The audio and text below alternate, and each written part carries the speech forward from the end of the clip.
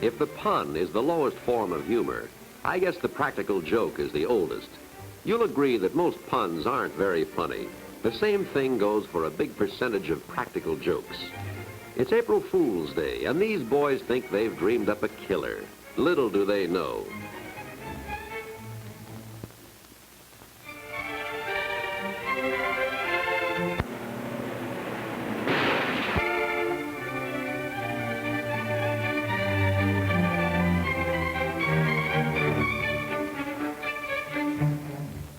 Yeah, a real killer.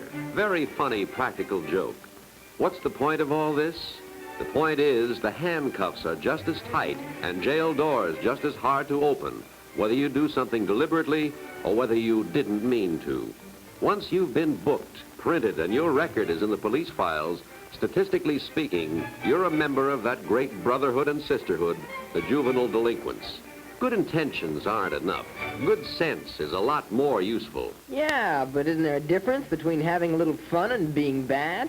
Everybody wants some fun once in a while. Well, sure he does, but there's a difference between good fun and being stupid and careless, or smart aleck and ignoring other people's right to enjoy life, too. For instance, take a look at these three. They don't really need anything the owner of the store has for sale, but did you say something about having a little fun?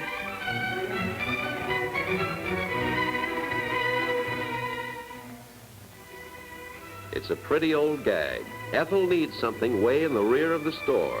While she keeps the owner busy, the boys steal what they want.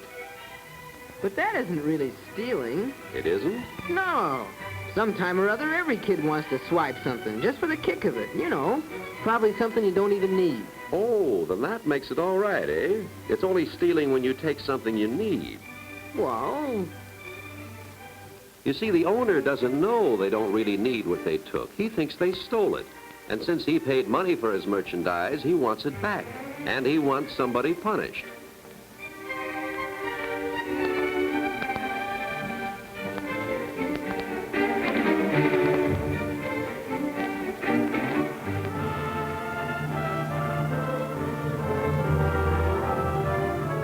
Well, he got both his wishes, his merchandise and somebody punished. And Hank, Al, and Ethel got something too. Brand new police records.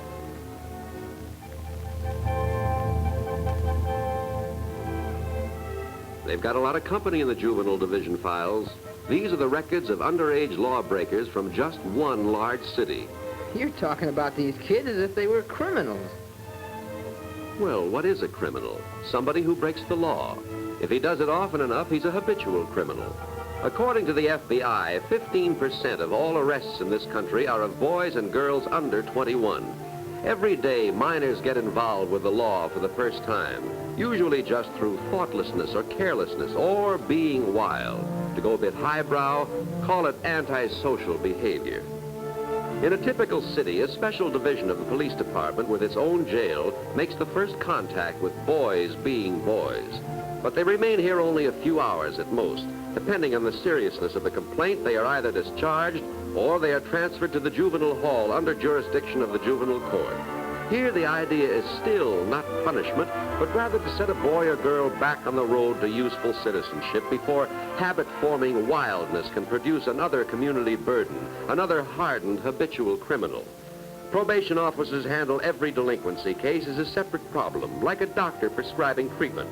They try to restore the kind of attitude that makes a normal, right-thinking boy or girl. If they fail, well, there are jails all over the country full of failures. Not only probation officers' failures, but men and women who failed themselves when they were growing up. Yeah, that's all swell. But kids still have to have some fun. Everybody's a little wild until they grow up. Then they settle down. That's very true. But there's a difference between being wild, as you put it, and being a menace to the community. When a boy or girl reaches high school, like Ben and Dave here, he's right at the age when he should start learning some of the responsibilities that go along with the privileges in a country like this. These boys are both from good homes, both with good school records, but both, as you say, a little wild. And they've just been invited to a Halloween party.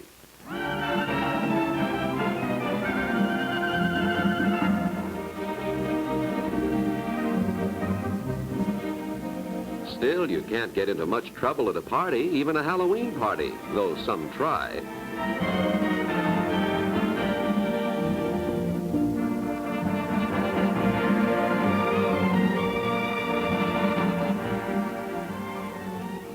First, our friends Dave and Ben spiked the punch.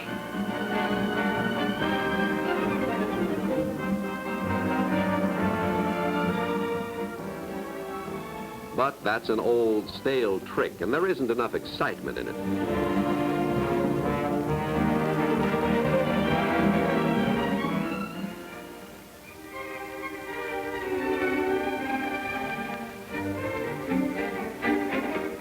Then they let the air out of the tires of a few cars. That's pretty tame, too. But give them credit, they're progressing. The trouble is, everything they get away with makes Ben and Dave that much bolder.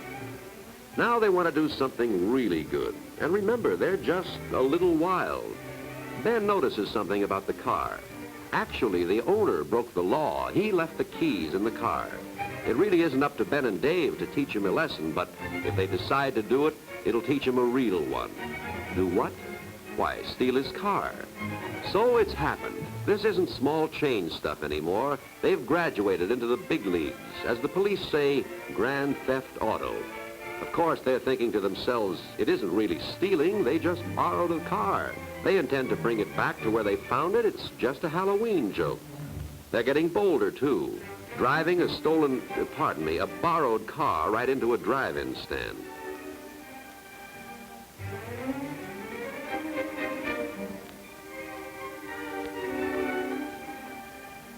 Ben's new idea was that they wouldn't have to pay, that even if the carhop took the license number, it would be traced not to Ben and Dave, but to the owner of the car. Another joke. Well, Ben and Dave don't know it yet, but their little joke is about over.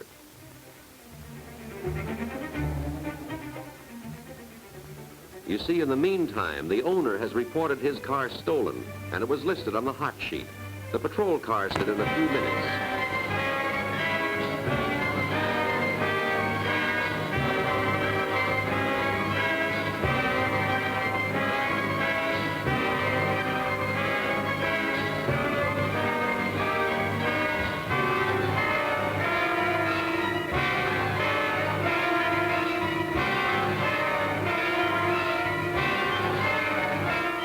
When Ben and Dave spied the police car, they knew they were really in a spot. They knew they only borrowed the car, but the owner didn't, and the police didn't. So they've made another mistake, trying to get away instead of surrendering. Now, as far as the police are concerned, they could be dangerous criminals, and the officers will take any measures necessary to get them.